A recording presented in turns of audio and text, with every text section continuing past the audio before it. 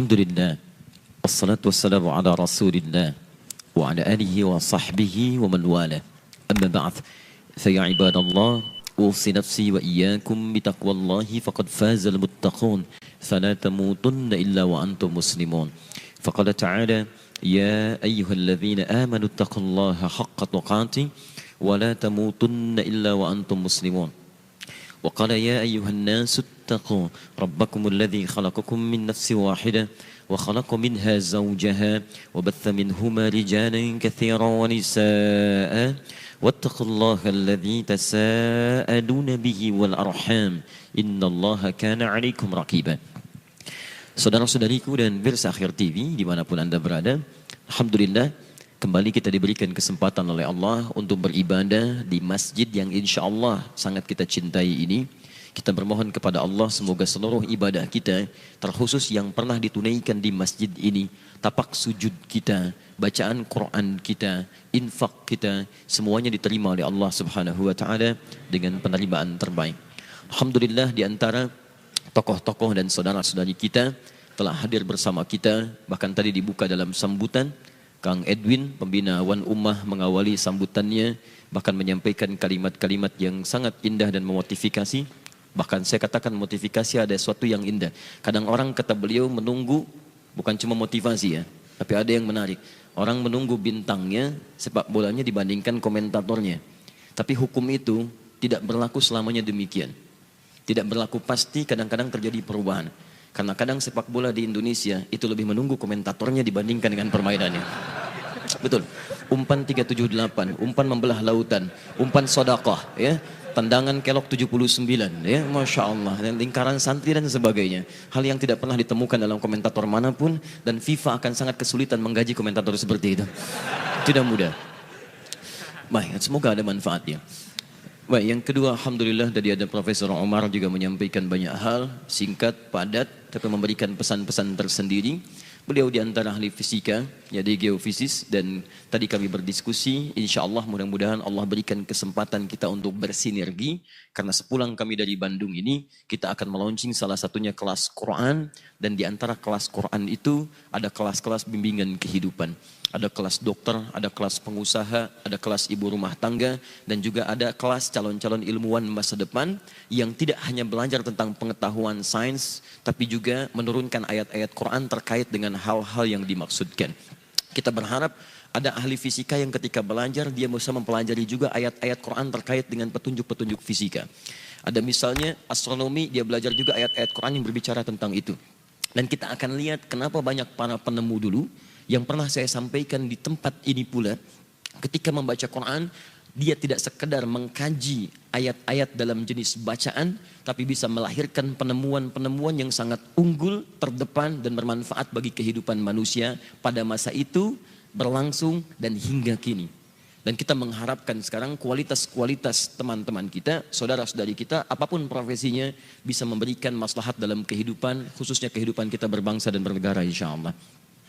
Baik teman-teman sekalian, hari ini saya diberikan kesempatan oleh teman-teman panitia untuk berbagi, menyampaikan tausiah terkait dengan tema yang cukup unik menurut saya. Tema ini disampaikan oleh teman-teman beberapa pekan ke belakang. Ustaz, kita ingin bahas insya Allah di kajian satu saf, temanya ambil baiknya dan buang buruknya. Saya pikir apa yang sangat istimewa dengan tema ini?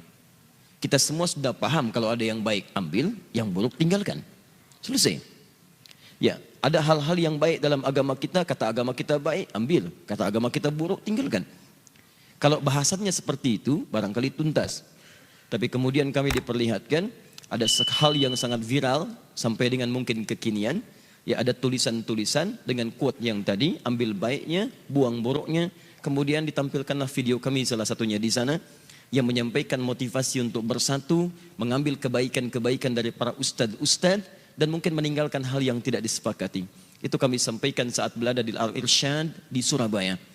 Kemudian setelah itu muncul ya, pandangan-pandangan, kemudian kami perhatikan satu dengan yang lainnya, sehingga muncul kemudian turunan-turunan pemahaman yang kiranya penting untuk didudukkan kembali. Tapi saya ingin garis bawahi bahwa yang pertama, ingat baik-baik, jangan membiasakan mengikuti kajian hanya untuk mencari amunisi untuk mendebat orang lain. Itu tidak baik. Dan tidak pernah ada satupun tuntunan dalam Al-Quran dan Sunnah yang meminta kita untuk mengikuti satu kajian untuk mencela orang, mendebat orang atau mencari musuh dalam kehidupan. Wallahu a'lam bissawab dengan semua niat orang-orang yang belajar. Tapi saya ingatkan kepada Anda dan ingat betul pesan saya ini. Saya akan bersaksi di hadapan Allah bahwa saya tidak pernah mengajarkan siapapun yang menggunakan ajaran-ajaran kami untuk mencela orang lain atau bahkan menyudutkan orang lain. Ya, ini penting kemudian untuk kita tanamkan sehingga melahirkan keberkahan dari pengetahuan yang kita dalami. Bahkan ketika kami melihat paparan dari guru-guru yang dimaksudkan membahas sesuatu yang bukan ke situ arahnya, saya bermohon kepada Allah diberikan kesempatan untuk bisa bertemu satu dengan yang lainnya. Maka muncullah kemudian pertemuan yang diinisiasi oleh Kerajaan Saudi Arabia bekerja sama dengan Pemprov DKI melalui pertemuan Multaqa Al-Ulama wa Du'a, pertemuan dai dan ulama. Ada kurang lebih setidaknya 500 dai berkumpul dan para ulama. Ya, tidak ada alasan bagi kami untuk tidak hadir dalam pertemuan itu sekalipun 1-2 hari. Maka kami datang, ya, dan berkumpul dengan teman-teman. Saya tunggu sampai puncak bagian yang terakhir, di hari akhirnya sampai kami datangi penutupannya, hadir di dalamnya. Ya, tapi dalam masa penantian itu, ya, mungkin Allah berkehendak lain. Ada sebagian dari saudara-saudara kita yang seringkali beda pandangan ternyata belum punya kesempatan untuk bisa hadir, duduk bersama-sama. Sekalipun sebagian besar kami menanti bahkan menghadirkan waktu khusus agar kita bisa berbincang sehingga memberikan ketenangan kepada umat. Persoalan terbesarnya sekarang, masalah-masalah yang terjadi di level para guru, para ustadz, itu tidak pernah dihadirkan diskusi dan diselesaikan solusinya di antara para ustadznya. Tapi lebih diterjemahkan kepada para masanya, para jamaahnya, yang dengan itu semua akhirnya menghadirkan banyak pertentangan dan perselisihan. Ustadz ini berkata A, ustadz yang lain berkata B. Dua pemahaman yang beda ditularkan kepada jamaahnya, tapi dua ustadznya tidak pernah bertemu. Dan menghindari kebiasaan di masa lalu. Ulama kita dulu kalau beda pendapat mereka duduk di satu majlis. Kemudian diskusi. Bahkan jamaahnya melihat. Dan indahnya kesimpulannya selalu keluar kalimat yang sama. Apa kalimatnya? Kalau apa yang saya sampaikan benar menurut Al-Quran dan Sunnah, silahkan ambil. Kalau tidak sesuai, tinggalkan pendapat kami. Saya mungkin bisa salah, kawan saya mungkin bisa benar. Ketika saya keliru, ambil pendapat teman saya yang ini yang benar. Dan hebatnya para ulama kita selalu kemudian menghadirkan nilai-nilai kebaikan kepada teman-teman di sekitarnya. Imam Malik mengangkat Imam Asy-Syafi'i. Imam Asy-Syafi'i kemudian menghadirkan pujian karena Allah kepada Imam Ahmad bin Hanbal. Satu dengan yang lainnya. Dan tidak ada kemudian 1-2 di antara mereka atau seluruhnya menghadirkan kalimat-kalimat yang tidak menyenangkan.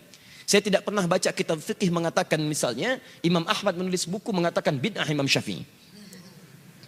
Dan saya tidak pernah menemukan referensi Imam Syafi'i mengatakan bid'ah Ahmad. Tapi Imam Ahmad datang ke Imam Asy-Syafi'i belajar. Imam Asy-Syafi'i mengangkat derajat Imam Ahmad dengan izin Allah Subhanahu wa taala. Asy-Syafi'i berangkat ke majlisnya Imam Malik, bahkan berangkat ke majlisnya Imam Abu Hanifah yang beliau sudah wafat saat Asy-Syafi'i dilahirkan. Asy-Syafi'i rahimahullah lahir 150 Hijrah.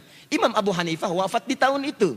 Tapi Imam Asy-Syafi'i masih menyempatkan dirinya untuk belajar ke masjidnya Imam Abu Hanifah, ke majlisnya Imam Abu Hanifah yang diteruskan oleh murid-muridnya. Itu yang paling indah. Dan hebatnya saat Imam Asy-Syafi'i datang, sudah populer kemudian popularitas dalam keimamannya, diminta kemudian untuk menjadi imam pada kesempatan itu dalam waktu subuh. Muridnya kemudian berprasangka kita akan menang. Maksud menang itu Imam Abu Hanifah punya pandangan tidak kunut, tidak mempraktekkan kunut. Imam Asy-Syafi'i punya pandangan kunut. Saat itu ketika diminta jadi imam, kata muridnya, kita akan menang. Maksudnya, pendapat kita akan dikuatkan dengan imam kita membaca kunut dalam salat subuh ini. Tapi yang terjadi, Imam Asy-Syafi'i ternyata tidak berkunut. Di majlisnya Imam Abu Hanifah rahimahullah. Begitu selesai, kata muridnya, "Yal imam ya syekh lima lam taknut." Imam, syekh kenapa anda tidak kunut? Kata Imam Asy-Syafi'i, saya menghargai pendapatnya Imam Abu Hanifah yang diterapkan di majlis ini untuk tidak berkunut. Anda bisa bayangkan, bahkan saat hadir di tempat yang madhabnya berbeda, Imam Asy-Syafi'i tidak membawa madhabnya, tapi mempelajari madhab Imam Abu Hanifah untuk dipraktekkan di tempatnya. Itu yang kita rindukan. Sekarang yang satu, kalau kita lihat Asy-Syafi'i imam, hafal Quran, hafal hadis, ingatan luar biasa. Begitu kunut tidak ada masalah. Orang sekarang ini yang paling aneh. Imam bukan, makmum kadang-kadang. Hafal Quran juga belum. Hadis juga belepotan. Bahasa Arab tidak paham. Satu kunut, satu tidak kunut. Dua-duanya gak ke masjid karena ribut. Itu yang jadi masalah. Karena itu sebelum memulai kajian ini, saya ingin meminta kita meluruskan niat dan cara pemahaman kita supaya tidak salah dalam mempersepsikan apa yang akan kita kaji pada malam ini. Malam ini kajian bukan ingin saling bantah-membantah. Bukan ingin saling terangkan dan klarifikasi, tidak. Tapi kita akan mengkaji secara ilmiah nilai-nilai utuh dalam ketentuan kaidah-kaidah agama kita. Karena itu saya berharap Allah mengabulkan doa kita semua agar tidak menanamkan sifat iri hati, dengki dan keburukan-keburukan pada saudara seiman. Itu yang diajarkan oleh Allah kepada para sahabat Nabi SAW melalui lisan Rasulullah SAW dengan turunnya Quran surah ke-59 ayat ke-10 itu. Walladzina ja'u min ba'dihim yaquluna rabbana ighfir lana dhunubana wa li ikhwanina alladzina sabaquna bil iman. Teruskan ayatnya. Wala taj'al fi qulubina ghillan lil ladzina amanu rabbana innaka ra'ufur rahim. Lihat ujung ayatnya. Kami bermohon ya Allah, mohon jaga hati kami, mohon jaga diri kami dari sifat-sifat keburukan yang mampu membelenggu diri kami sehingga kami tidak bisa berbuat hal-hal baik terhadap saudara-saudara seiman kami. Ingat, sepanjang ada saudara kita seiman, jangan sampai Anda membelenggu diri Anda, hati Anda untuk tidak berbuat baik sesamanya. Minimal kalau tidak bisa memberikan kebaikan secara fisik, berikanlah senyuman yang membuat ketenangan dalam hati kita. Ini yang paling aneh, katanya seiman, sama-sama muslim. Jangankan memberikan bantuan kebaikan, senyum saja sulit. Diberikan salam sulit menjawab. Assalamualaikum akhi. Besok saja. Oh, besok saja. Masya Allah. Akhi, kaifa haluk? Beda manhaj. Oh, beda manhaj. Apa yang salah? Nah, itu yang penting kita dudukan kembali. Setelah penjelasan ini, masing-masing punya pilihan, tapi tidak harus kemudian menghadirkan permusuhan satu dengan yang lainnya. Sepakat sampai sini? Baik. Mari kita dudukkan dulu persoalan-persoalan yang akan kita bahas pada malam ini, termasuk juga yang viral dalam media sosial di beberapa hari-hari belakangan. Bismillah. Dan ingat ya, kajian kita tidak membahas person per person, kelompok per kelompok, tapi kita mendudukan pemikiran sehingga terarah cara berfikirnya dengan cara yang benar. Maaf, kebanyakan perbuatan buruk terjadi bukan sekedar ada peluang melakukannya, tapi persoalan yang paling penting adalah didasarkan pada cara berfikir yang tidak tepat. Ketika cara berfikirnya salah, maka muncul tindakan yang keliru dalam kehidupan. Orang-orang yang korupsi berpikir dengan korupsi itu bisa mendatangkan harta lebih banyak. Karena berfikirnya keliru. Karena dengan cara yang baik pun rizki akan datang. Jadi kalau Anda bisa meraih rizki dengan cara yang baik, kenapa Anda memilih yang haram? Karena rizki itu sudah diatur, nggak akan tertukar. Putri ada yang tertukar, putri yang tertukar sampai jadi sinetron. Menteri ada yang ditukar, tapi rizki nggak akan tertukar. Rizki Anda mustahil tertukar dengan orang lain, mustahil itu. Rizki kita itu sudah diatur. Yang belum teratur adalah surga kita semua. Jadi kalau Anda mencari rizki dengan cara yang halal, dia akan datang dan jumlahnya tidak akan berkurang. Demi Allah saya katakan, rizki tidak akan berkurang. Sifatnya diberikan sesuai dengan pas kebutuhan kita, sesuai dengan maslahat kehidupan kita. Misal, si fulan rizkinya 1 miliar, yang satu 1 triliun.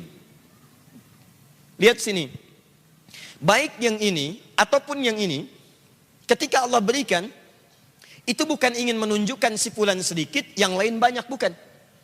Tapi untuk menjelaskan kepada hambanya, walladzi qaddara fahada.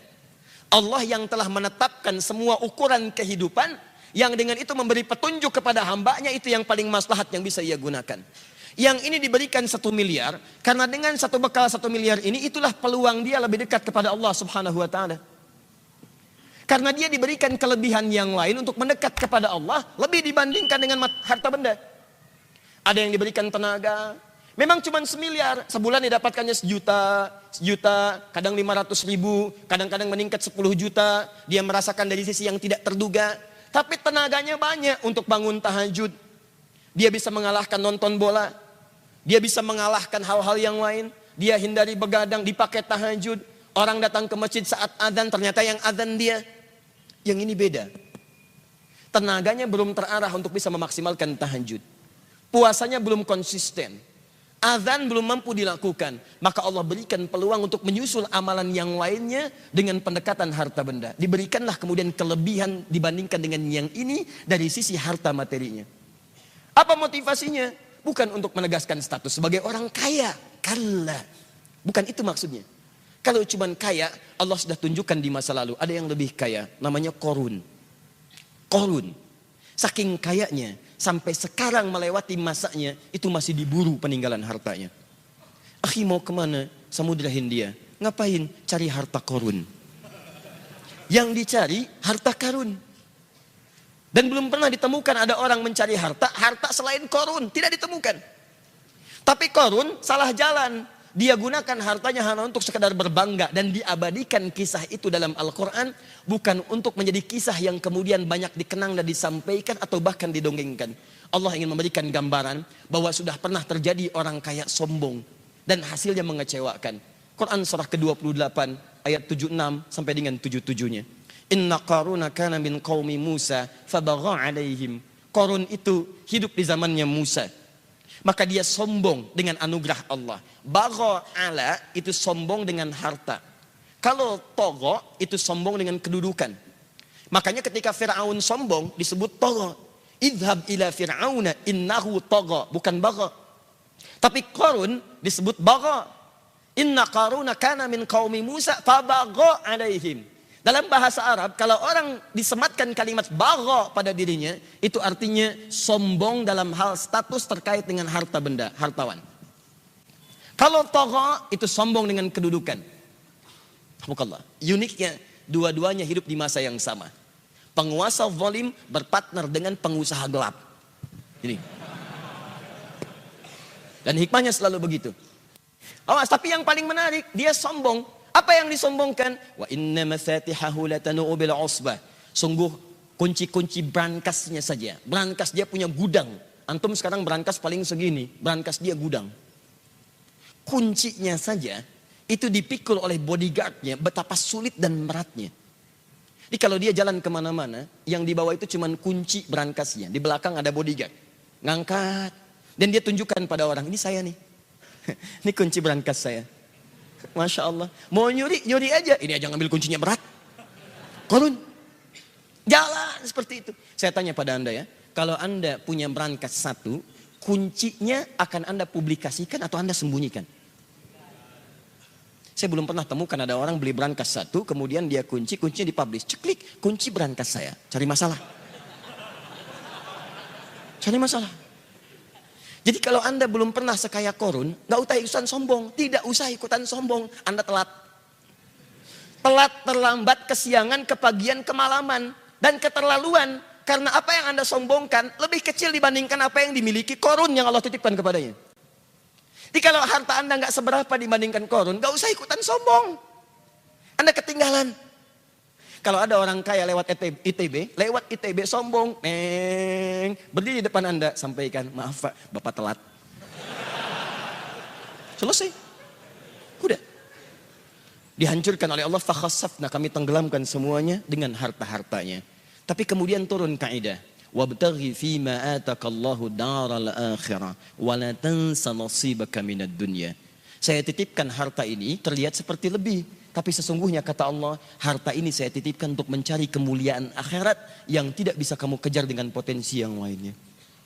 Jadi anda pulang ke rumah, coba lihat titipan mana yang Allah titipkan kepada kita secara dominan. Ada yang kedudukan, pakai kedudukan itu untuk beramal. Sebelum itu ditukar. Karena kaidah kedudukan tidak abadi. Buka Quran surah ketiga, Ali Imran. Dari ayat 26 sampai 27-nya. Qulillahumma malikal mulki tu'til mulka man tasha wa tanzi'u mulka mimman tasha. Anda yang sekarang misalnya jadi rektor, ada yang misalnya bupati, wali kota, macam-macam. Sepanjang melekat kedudukan itu titipan. Supaya Anda bisa beramal dengan kedudukan itu. Sebab itu peluang, kalau sudah nggak ada lagi, peluang itu terhapus dari diri Anda. Mumpung Anda misalnya direktor nih, misal buat sebuah misalnya ketetapan, tanda tangan. Bagi mahasiswa, para dosen. Ya, ketika masuk waktu sholat diutamakan bagi siswa yang muslim, dosennya misalnya, ayo maksimalkan sholat berjamaah di masjid. Anda tuliskan, bubuhkan tanda tangan. Begitu ada orang-orang yang ke masjid karena melihat surat dengan tanda tangan Anda, setiap orang yang ke masjid Anda mendapatkan bagian pahalanya. Dan saya katakan kepada Anda, orang ke masjid itu bukan cuma sholat. Datang, dia berdoa. Sholat 2 rakaat ada pahalanya. Duduk i'tikaf ada pahalanya. Baca Al-Quran setiap hurufnya ada pahalanya. Dan ketika dia berangkat karena tanda tangan Anda, karena informasi dari Anda, maka berapa pahala yang Anda dapatkan dalam kehidupan di muka bumi. Jabatan selesai. Begitu selesai, Anda pensiun, selesai. Tapi ada yang abadi yang ketika Anda bawa ke hadapan Allah, itu yang Anda banggakan di hadapan Allah Subhanahu wa ta'ala. Maka teman-teman sekalian, kembali ke sini, segala yang Allah titipkan, hakikatnya untuk mendekatkan diri kita dengan Allah Subhanahu wa ta'ala. Dalam konteks ini, kita diminta oleh Al-Quran untuk saling membantu dalam kebaikan dan menghindarkan sifat iri hati yang membuat kita sulit untuk menjalin ukhuwah terbaik dengan sesama kita. Wala taj'al fi qulubina ghillan lilladzina amanu.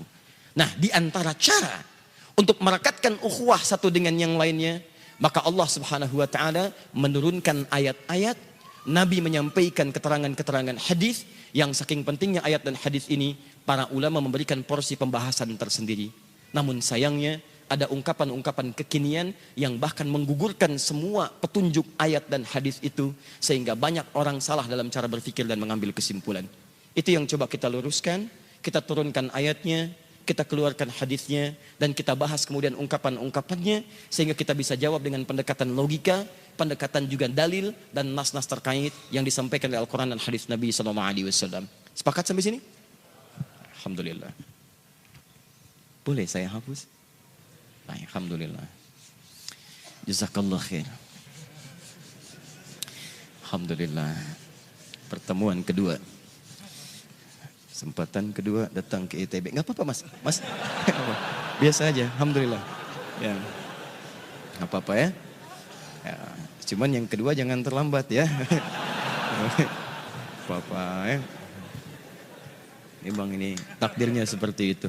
Udah datang sendiri, nulis sendiri, nerangin sendiri, ngapus sendiri, ngelihat ke sana gelap, sini gelap gitu kan. Alhamdulillah, tapi kegelapan itu seringkali menghadirkan harapan dan doa. Betul. Bukankah dalam kegelapan Anda sujud? Bukankah dalam kegelapan ada ketenangan? Bukankah dalam kegelapan penuh dengan harapan? Yang belum menikah sujud lama malam-malam hari gitu kan? Ya Allah, kalau jauh dekatkan ia ya Allah. Kalau sudah dekat cepat beri tanda ya Allah. Malam ini ya Rabb. Masya Allah, luar biasa. Itulah hal-hal yang bisa kita lakukan. Ya, yang jomblo aja sebelum kiamat kurang 2 hari. Sabar ya. Sekarang jomblo dibagi 3 klasifikasi. 1, jomblo syariah. Kedua, jomblo fisabilillah. Yang ketiga, jomblo sengketa. Nanti kita ada bahasan tersendiri ya. Sekarang ke sini dulu. Ambil baiknya, buang buruknya. Yuk kita pisahkan dulu sini. Apa masalah dalam kalimat ini? Ambil baiknya, buang buruknya. Masalahnya apa? Baik, masalahnya muncul viral di media sosial. Ada beberapa hal. Yuk kita lihat. 1, saya baca sendiri di sini. Ada yang membandingkan logika ini dengan para pencuri. Disebut dengan logika pencuri sendal. Ambil baiknya, tinggalkan buruknya. Keluar dari masjid, lihat sendal baik, ambil. Yang buruk tinggalkan. 1, ini logika pencuri sendal. Baik. Yang kedua, kemudian diserupakan dengan perilaku ular. Memakan landak. Ini landak banyak baiknya, dagingnya. Tapi luarnya tidak dilihat. Sehingga ketika dimakan hancur perut ularnya. Karena landak itu mengeluarkan duri yang menghancurkan ularnya. Maka logika ini diserupakan dengan logika hewan. Ular melihat landak, ambil baiknya, di landak ada dagingnya, ditelan kemudian. Dia tidak tahu di situ ada kemudian durinya. Duri itu yang kemudian disebut dengan syubhat yang menyambar-nyambar. Ya, muncul logika apa yang disebut dengan logika hewan. Baik. Sekarang mari kita lihat. Pernyataan ini bukan pernyataan baru. Bersumber dari spirit Al-Quran, dari hadis, dan arahnya sangat spesifik. Sampai saking spesifiknya nanti saya bacakan kepada Anda semua. Lajnah Daimah, komisi fatwa tertinggi di Saudi Arabia. Yang di dalamnya nanti ada kampus-kampus. Ada Universitas Islam Madinah. Ada Ummul Qura. Ada macam-macam di Saudi Arabia. Semua keputusan-keputusan strategis dalam pemberian fatwa itu ada di bawah satu lembaga namanya Lajnah Daimah. Kalau di kita MUI-nya. Nanti saya akan tunjukkan kepada Anda bagaimana di bawah pimpinan Syekh bin Baz pada saat itu mengeluarkan satu keputusan yang kalau disimpulkan kalimatnya tidak akan jauh dari tema yang kita tuangkan sekarang. Sekarang kita jawab dulu secara logika ini semua, setelah itu kita turunkan ayat-ayatnya untuk menunjukkan bahwa ini keliru. Ambil baiknya, tinggalkan buruknya, logika pencuri sandal. Teman-teman sekalian, ini sesuatu hal yang sangat fatal. Saya saat di Surabaya menyampaikan, ini ada Dr. Firanda, ambil ilmunya. Ada Ustadz Abdul Somad, ambil ilmunya. Ada Ustadz Salim Fillah, ambil ilmunya. Ada Ustadz Syafiq, ambil ilmunya. Ini orang-orang saleh insya Allah.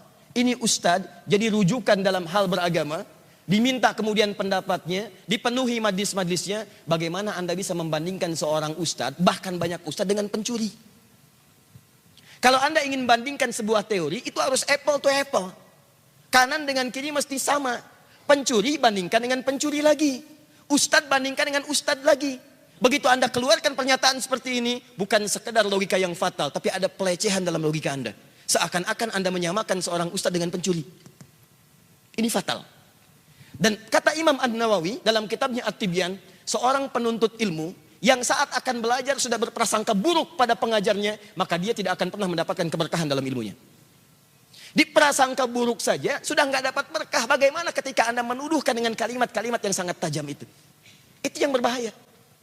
Siapa yang mengatakan Dr. Firanda sama dengan pencuri? Siapa yang mengatakan Dr. Syafiq sama dengan pencuri? Siapa yang mengatakan Ustadz Abdul Somad sama dengan pencuri? Ketika Anda membuat sebuah logika, ini yang banyak disematkan oleh para orientalis, membuat cara berpikir kita gagal dalam memahami sesuatu. Saya beri ungkapan pada Anda. Yuk, ini sering terjadi khususnya dalam pemilihan-pemilihan. Pilih mana? Muslim yang koruptor atau non-muslim yang jujur?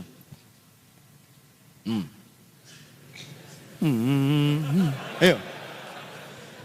Sudah jangan kelamaan, lama habis kita. Kalau tidak tahu katakan apa? Allahu a'lam. Pilih mana? Muslim yang koruptor atau non-muslim yang jujur? Pilih mana? Awas. Pilihan itu ibadah. Bahkan kalau menentukan maslahat. Bahkan para ulama seringkali membuat candaan-candaan yang indah. Inna salati wa nusuki, nusuk tuh. Wa mahyaya wa mamati lillahi rabbil alamin. Salat saya, nusuk saya, ibadah nusuk. Wa mamati, wa mahyaya wa mamati, lahir hidup semua karena Allah Subhanahu wa taala. Bahkan dalam pilihan yang melahirkan maslahat, ketika Anda tidak mampu memilih yang baik, maka itu akan jadi persoalan di masa depan. Ya, ini tidak ada kaitan dengan tahun depan yang semakin tidak. Saya tidak ada kaitan dengan politik praktis. Saya hanya membimbing pada hal-hal yang bisa mencerdaskan kehidupan bangsa. Sekarang lihat sini. Saya tuliskan sini. Muslim koruptor. Korup. Non-muslim jujur. Kadang kalau orang-orang, khususnya orang liberal sekarang, dia mengungkapkan kalimat dengan logika seperti ini, itu seperti cepat diungkapkan di lisannya. Cepat, kalimatnya cepat. Sehingga seakan tidak memberikan peluang bagi kita untuk merenungkan persamaan ini. Kalau Anda bahas ini dengan ilmu mantik, dengan logika, ini sebetulnya logika yang sangat cacat. Bahkan fatal cacatnya. Kenapa? Karena kalau Anda ingin bandingkan antara sisi kiri dengan kanan, itu mesti ada perbandingan yang seimbang. Apple to apple. Apel bandingkan dengan apel lagi. Jangan apel dibandingkan dengan terasi. Contoh, enak mana apel Malang dengan terasi Sumedang? Kalau Anda ingin bandingkan apel, bandingkan dengan apel lagi. Terasi bandingkan dengan terasi. Sama di sini, muslim yang koruptor bandingkan dengan non-muslim yang koruptor lagi. Non-muslim yang jujur bandingkan dengan muslim yang jujur lagi. Masa dari 200 juta di Indonesia nggak ada yang jujur? Jadi kalau Anda ingin bandingkan muslim yang jujur, baik mana dengan non-muslim yang jujur juga. Silahkan cari kebaikan-kebaikannya. Apa yang bisa maslahat bisa diambil di dalamnya. Ini muslim yang koruptor bandingkan dengan non-muslim yang koruptor juga. Ini baru namanya apple to apple. Yo, Anda pilih mana? Muslim yang koruptor atau non-muslim yang koruptor? Pilih mana? Jangan pilih dua-duanya. Masa tidak ada yang jujur?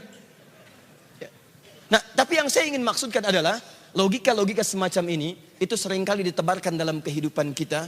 Bahkan sekarang buruknya diadopsi menjadi teori-teori, menjadi teori-teori seakan jadi teori dan kaidah dalam kehidupan beragama sekarang. Dan itu tidak pernah dimunculkan dalam kaidah-kaidah fikih di masa lalu. Nanti saya tunjukkan, kalau tidak sekarang, mungkin besok nanti dalam kajian yang lain, Di Kota Baru Parahyangan, saya tunjukkan kepada Anda, banyak sekarang kaidah-kaidah yang dimunculkan, bahkan tidak pernah dikenal di kitab-kitab ulama pada dahulu. Kalau ini baik, tentu orang tua kita akan mencontohkan sebelumnya. Kalau ini bagus, tentu para nabi dan sahabat akan mencontohkan sebelumnya. Teman-teman sekalian, kaidah itu terlihat bagus, tapi tanpa sadar, sebetulnya itu kalimat orang jahiliyah di masa lalu. Dan ini yang kemudian dihindari oleh para ulama, sampai mereka membuat kaidah-kaidah fikih, dikenal dengan qawaid fiqhiyah. Ini kemudian diberikan dasar disebut dengan usul, maka dikenal dengan usulul fiqh. Semua kaidah ini tiba-tiba datang kaidah baru yang menyalahi kaidah usul fiqh, menyalahi kaidah qawaid fiqhiyah, dan itu celakanya diserap oleh para penuntut ilmu yang awam sehingga seakan-akan jadi panutan dalam kehidupan. Itu yang paling berbahaya. Yuk kita lihat, ini satu. Baik. Jadi sekarang kita selesaikan logika dengan logika. Kalau Anda ingin samakan ustadz, maka cari ustadz yang lainnya. Misal, di sini ada Ustadz Firanda, di sini ada Ustadz Abdus Somad. Seimbang. Ustadz bertemu dengan ustadz. Tapi Anda sandingkan ustadz dengan pencuri, itu jauh. Dan keterlaluan. Yang lebih fatal, ustadz disandingkan dengan hewan. Anda membuat perumpamaan, bikin gambar, satu ustadz, satu lagi hewan, ular. Itu sudah jauh keterlaluannya. Pertama, tidak usah ustadz lah, menyandingkan manusia dengan hewan saja, itu sudah keliru. Karena Allah ciptakan manusia lebih sempurna dibandingkan dengan hewan. Jauh. Ini manusia, ini hewan. Lihat perbedaannya. Manusia punya akal, hewan tidak. Manusia punya takwa, hewan tidak. Takwa cenderung mengarahkan kepada kebaikan. Lawan dari takwa itu nafsu. Jadi kalau manusia punya takwa, punya sifat cenderung baik. Hewan gak punya takwa, punyanya nafsu saja. Makanya kalau hewan banyak berbuat salah, itu dimaafkan saja. Toleran. Karena memang gak punya sifat takwa. Delman, keliling ITB gak pakai celana, gak ada malu dia. Gak ada malu, keliling, dilihat oleh Anda, gak pakai celana. Dia biasa aja. Betul. Jadi Anda gak usah marah dan gak usah bikin status. Masya Allah, tiba-tiba ada delman dibajuin, besoknya muncul kuda syariah. Itu apa? Gak ada. Ya. Maaf teman-teman sekalian, ini kosong. Akal tidak punya. Makanya ini banyak berpikir, bisa bangun ini, bisa bangun itu, bisa berpikir, bisa membedakan. Ini yang mahram, ini yang bukan. Tapi hewan tidak. Antum laki-laki datang ke Ragunan, melihat misalnya keranya kera betina. Datang antum kasih makan, yang betina datang aja. Nggak ada kata kera jantannya, jangan dekati, itu bukan mahram. Mustahil. Jadi ini nggak punya akal, nggak punya takwa. Sekarang Anda akan samakan antara manusia dengan hewan. Allah saja mengangkat manusia dan mengatakan tidak sama antara manusia dengan hewan. Awas, hati-hati. Sekarang Anda bukan Tuhan dan menyamakan status manusia dengan hewan. Maka di situ Anda telah melebihi kuasa Allah Subhanahu wa taala. Itu yang paling berbahaya. Dan itu tidak disadari dengan baik. Dosa. Dan jelas berdosa. Paham ya? Nah, jadi hati-hati kalau memposting sesuatu, membandingkan sesuatu, coba diingat-ingat. Apa yang Allah muliakan, jangan sampai kemudian antum rendahkan. Bahkan yang paling menarik, Quran surah 17 ayat ke-70. Walaqad karamna bani Adam. Semua anak cucu Adam kami telah muliakan, kata Allah. Ketika Allah menciptakan manusia anak cucu Adam, semua melekat dengan kemuliaan. Makanya Allah tidak ingin mata Anda dipakai melihat maksiat. Karena maksiat itu tidak mulia. Allah tidak ingin lisan Anda dipakai berkata yang kotor. Karena yang kotor itu tidak mulia.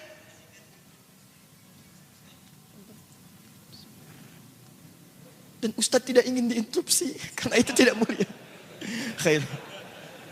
Khair insyaAllah. Taib. Nah, kemudian bagaimana meluruskan semua ini dengan persepsi Al-Quran dan turunan hadis-hadis Nabi SAW. Kita akan lanjutkan setelah menunaikan salat Isya insyaAllah. Dan semoga Allah menerima salat yang kita akan tunaikan. Subhanakallahumma bihamdika asyhadu an la ilaha illa anta astaghfiruka wa atubu ilaik. Assalamualaikum warahmatullahi wabarakatuh.